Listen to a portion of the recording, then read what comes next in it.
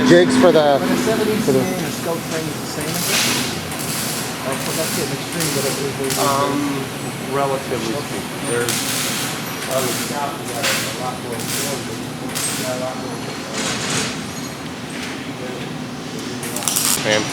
Oh yeah, so they're different mounts for different float stems.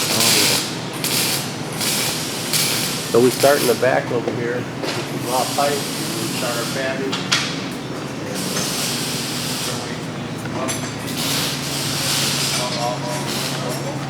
Weld up our decathlon tank, 7 series tanks, scout tank. And with testing here, pressure testing, light pressure, underwater. Everything's so it's yeah, I don't know if they plan to do like a jump seat with that or what. But I believe you do put a 55-gallon drum in it. It'd be more for like a lot of baggage than for yeah, either way you can jump seat it. Right on. Okay. No, that's a lot of that's conjecture and speculation, but it is what we're hoping to have a prototype to the air show contract. Bigger engine? Oh, well, we've been ramping up. We went from 5 to 10 last month, and this last month we made 9 and 7/8 planes. We had an hour of flight time to go shoot an ILS approach and couldn't get out because of the weather, but otherwise would have hit 10 planes. So we have ramped up high in the last 45 days. You have a 70C? 70C, yeah. Yeah, the bolt right on. Those are really nice.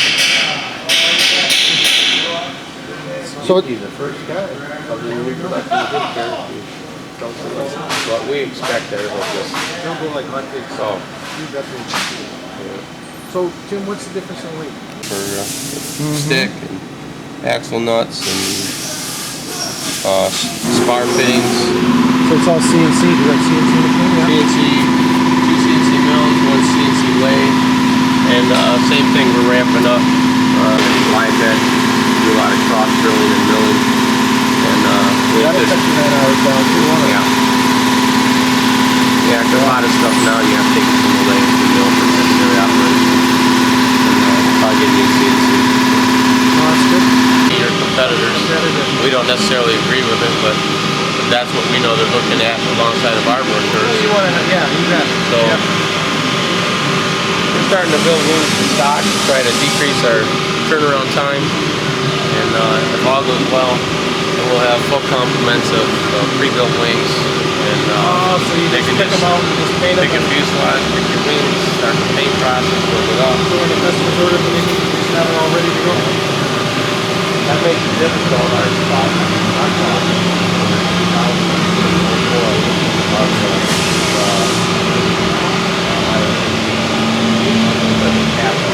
There's a lot of money. And that's kind of the thing that's pretty hard to justify.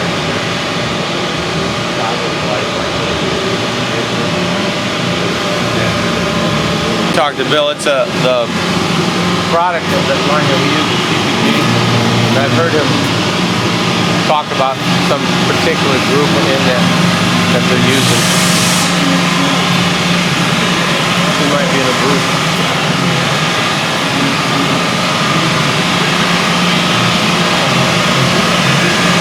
So it's called Delta. Delta. It's a Napa. Oh, that's just a solvent. Polyurethane primer. Polyurethane, okay. I don't know if we'd be able to get that at home, Chris.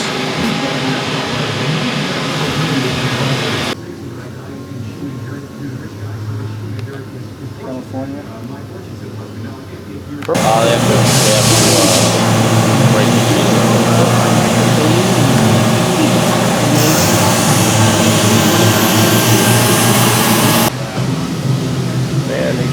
they did average our time doing it repetitively and started our business, and we're in excess of 80 hours of fabric. Good morning.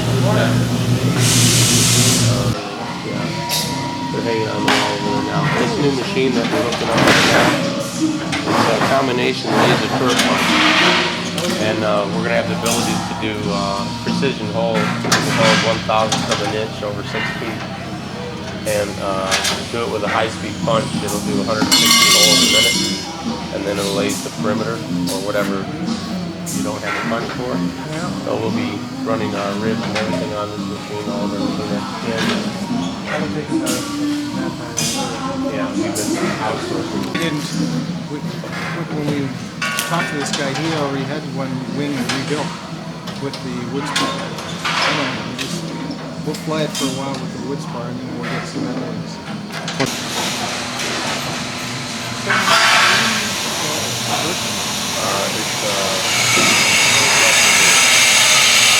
You guys have that pre-made already, Tim? The floorboard? We have them laser cut.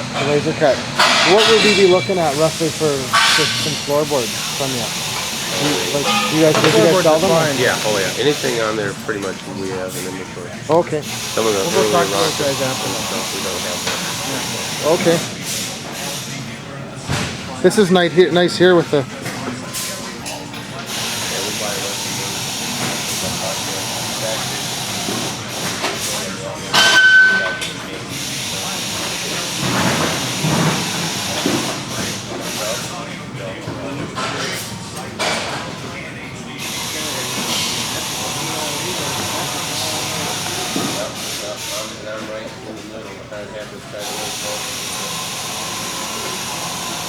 So the on the older ones, the wiring, the cables are rubbing down at the by the where the battery is there.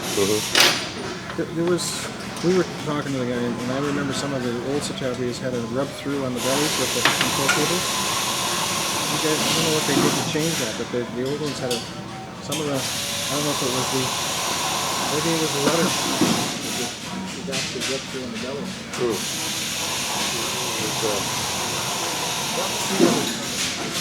Yeah, a little more cable left.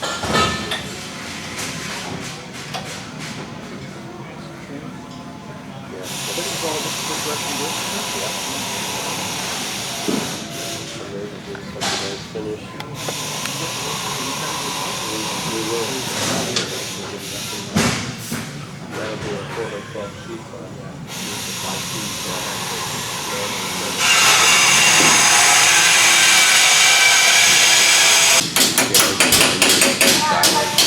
Got it in black and cream, which is my favorite.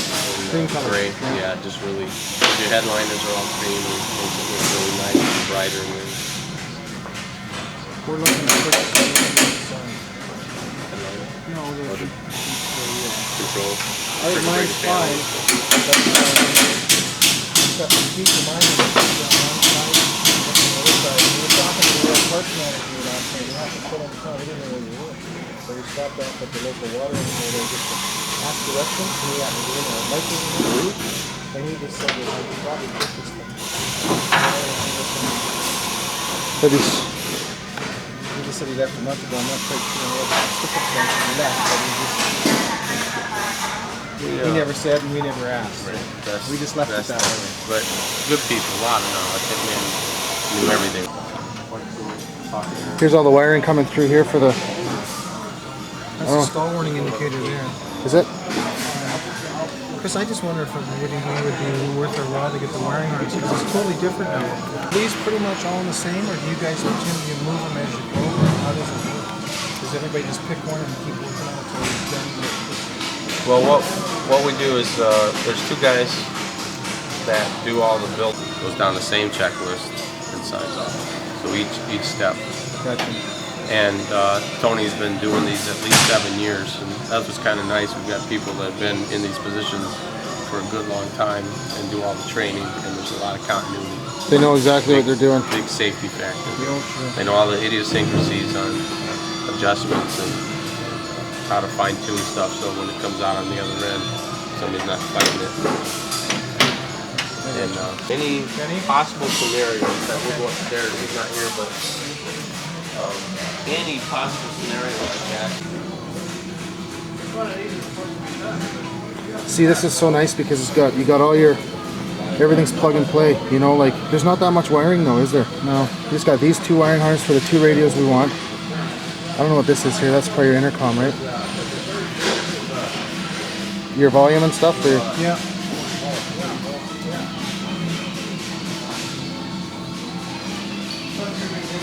Morning, fellas. Morning, how are you doing today, sir? All right.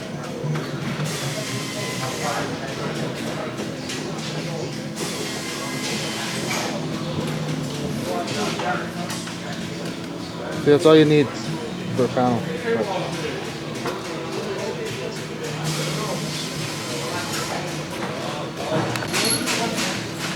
Looks like thermocouple's coming out there. What's that? Looks like thermocouple's type. Yeah, yep. That's type K. What do you do? Drill this nut plate out and put a nut under here for the strap? This is the kind of thermocouples I work with there.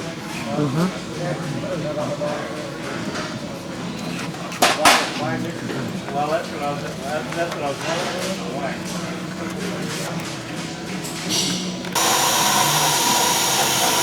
That was my only thought.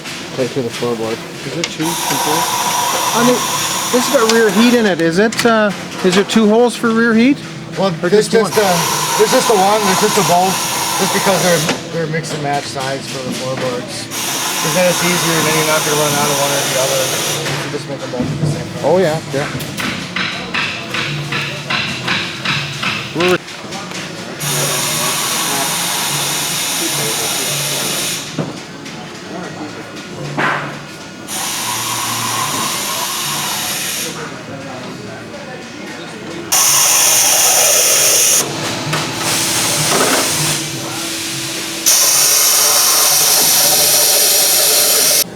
So that's the back, okay. And there's the new covers there, yeah, they're just black. This sure looks sharp in here. You guys do all your own upholstery too? Look what this was. Look at this. 7 GCBC. Yeah, it would be. It wouldn't be an ECA with flaps, right? No, it's an 8. I should just look at the tail. So it's a Scout. Oh yeah. The Scout. That one's a Scout. So Tim, how does it work like? Those ones that are in, These are getting through towels.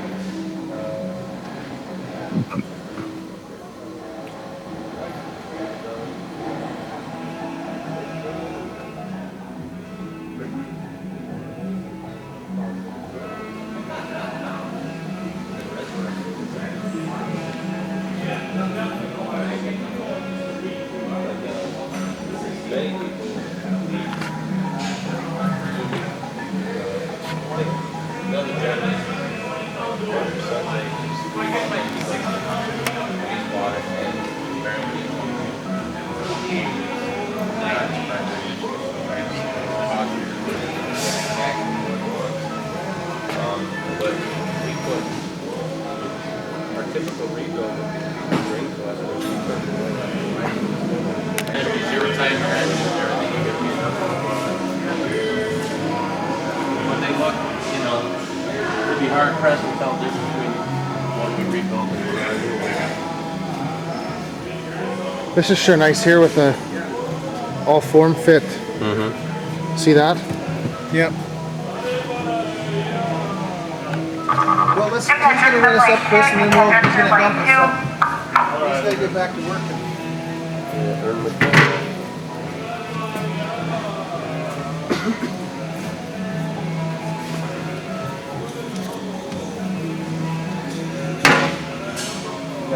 Modifications to the length, added about an inch. Versus 7 GCBC, I call it the Mini Scout. So you've got flaps. That's our Scout, and our 7 GCBC Explorer are the two with flaps. 7 GCAA or something? 7 GCBC. Oh, see. Oh, okay. 8 GCBC and 7 GCBC. Okay. Oh, that's nice. I sure like that door. I said, yeah, I'm gonna someone. What are you gonna have for your truck? I said, well, 2,500, $2,000 or something. I don't know. It's got new tranny, new heat. He said, my mother-in-law gave me $2,000 last night to buy a truck. Worked out for So that was gone in a day, and I'm still like, well, I don't know. Used to be up in Watson Lake.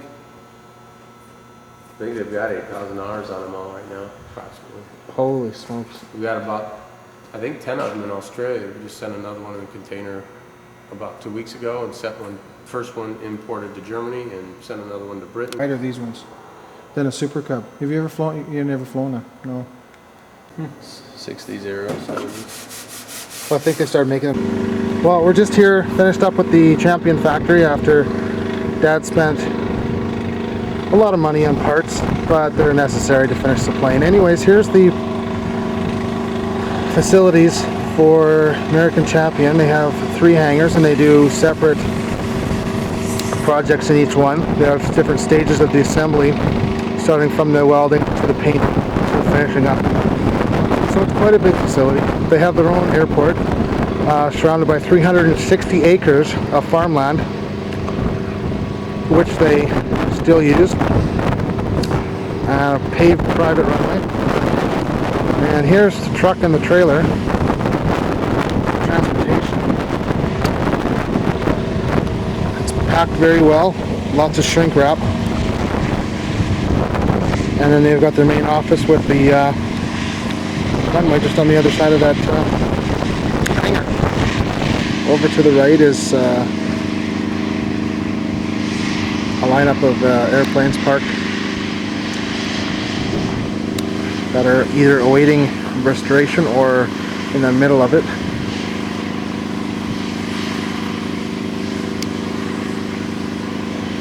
Most of them are 7 or 8 cabs. They have higher horsepower than the more aerobatic airplanes, and they've got a couple project planes on the go. And the hangar over there is for the restoration projects, as ours would be. And they've got a bunch of planes in there under different stages of restoration. Over to the right here is, I believe, the owner's house. Lives right on the property, which is, I guess, convenient. And that pretty much sums up the American Champion aircraft facilities in Rochester, Wisconsin.